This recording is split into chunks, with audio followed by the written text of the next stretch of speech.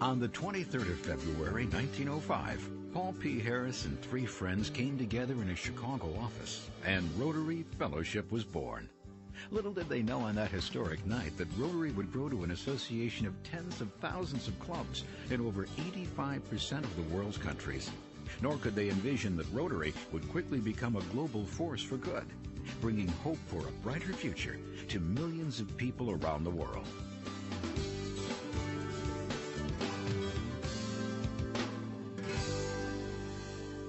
Rotary's commitment to service began in 1907 with the construction of Chicago's first public comfort stations. With this inaugural project, the Rotary Club of Chicago became the world's first service club organization. Thanks to the vision and untiring efforts of founder Paul Harris, the Rotary ideal of service soon swept the world.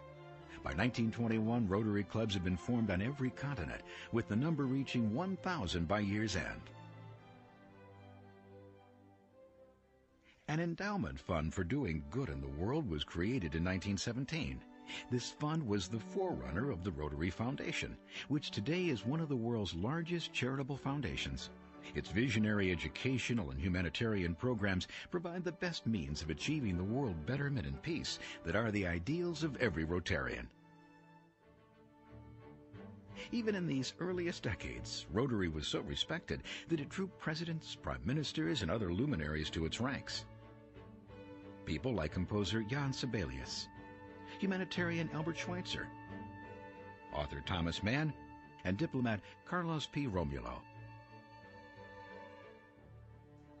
As Rotary grew, it also expanded its mission. The association's commitment to high ethical standards was first articulated in 1932 by Rotarian Herbert J. Taylor. This code of ethics was later adopted by Rotary as the four-way test. In the early 1940s, Rotary vaulted onto the world stage when British Rotarians hosted a Rotary conference to promote international cultural and educational exchanges. The intellectual seeds planted at this conference inspired the establishment of the United Nations Educational, Scientific, and Cultural Organization, UNESCO. Rotary also played a significant role in the birth of the United Nations itself, with 50 Rotarians specifically invited to serve as delegates, advisors, and consultants at the UN Charter Conference in 1945.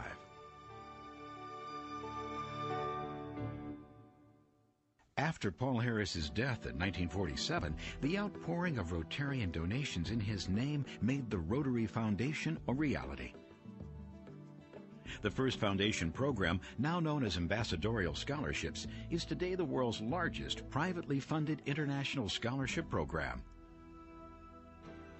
With pioneering programs like Health, Hunger, and Humanity grants, group study exchange, and matching grants, the Rotary Foundation expanded its efforts for humanitarian service and international understanding throughout the 1960s and 70s.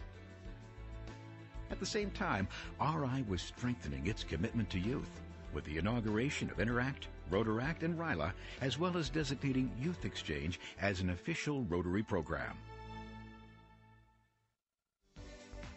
In the 1980s, Rotary continued to develop and expand its programs. The Rotary Community Corps, first known as the Rotary Village Corps, was created to spur economic development and self-sufficiency in both rural and urban communities. And the World Community Service Program, begun in the 1960s, grew considerably as Rotarians became increasingly involved in international service.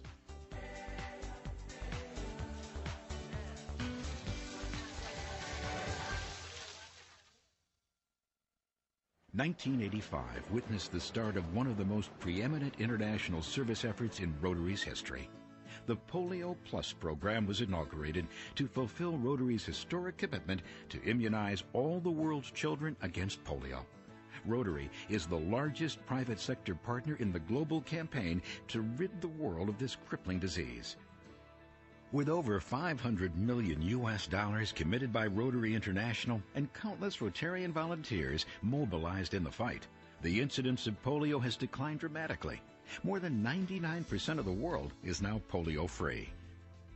The eventual declaration of a world completely free of polio will be Rotary's proud and lasting legacy to the children of the world.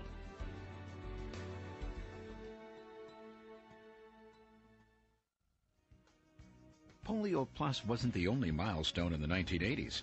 Late in that decade, Rotary was open to female membership, and the first clubs in Eastern Europe rejoined Rotary after an absence of almost 50 years. In the 1990s, Rotary addressed important global issues. Environmental protection was the focus of the Preserve Planet Earth service opportunity, while literacy, aging, drug abuse prevention, disaster relief, and family issues were afforded special emphases during those years.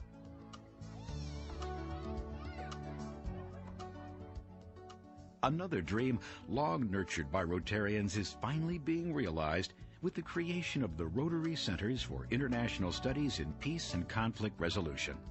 Begun in the 2002-2003 academic year, 8 universities around the world partnered with the Rotary Foundation to establish master's degree level programs in fields related to conflict resolution. These include peace studies, diplomacy, mediation, and international relations, as well as post-conflict economic development. Through this program, the Rotary Foundation annually sponsors up to 140 scholars, continually providing new generations of negotiators and mediators who are dedicated to world peace. Today, billions of children are growing up without the threat of crippling disease and hunger, and thousands of communities worldwide enjoy clean water, sanitation, health care, and education, all thanks to Rotary's history of compassion and commitment. In many parts of the world, impoverished families now live in well-built, safe dwellings provided by Rotary clubs. Destitute men and women use Rotary-sponsored microcredit to become self-sustaining entrepreneurs. And children worldwide feel a newfound sense of hope because they see that Rotarians care about their plight. Working together, Rotarians will continue to assure that what has been accomplished in its first century of service is not only Rotary's history, but its legacy to the future.